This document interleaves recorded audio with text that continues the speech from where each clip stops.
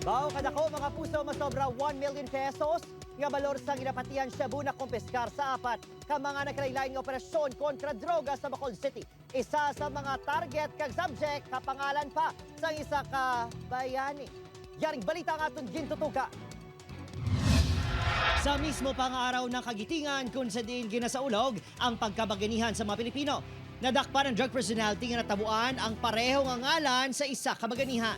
Sa operasyon sa Police Station 7 sa Purok Road Side 2, Barangay Alihis, Bacolod City. Anay ni na preso bangod sa iligal na droga apang nagbalik sa iligal nga negosyo sang nahilway.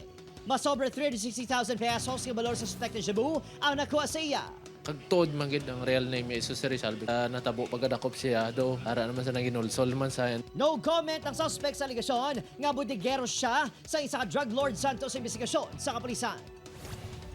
Naaresto sa kooperatiba sa Police Station 5 si alias Tambok, 20 anyos, nga nabaklan sa 1,000 ka pesos nga balor sa Shabu sa Barangay Tango, Bacolod City.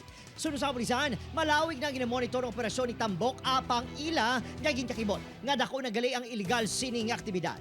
285,000 pesos ang balor sa suspect na Shabu nga nakuha sa paghinakop ni Tambok. Ginapanginwalas ng suspect ang aligasyon batok sa iya. Okay, sir, may introduction, sir.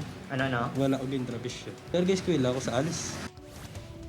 Nadakpan man ang ginapahayag bantog ang durugisa sa barangay Handumanan ni si alias Leo, isa ka high value target. Sa barangay Pahanukoy, nakuhaan sa masobra 680,000 pesos nga balor sa suspect na Shabu ang suspect.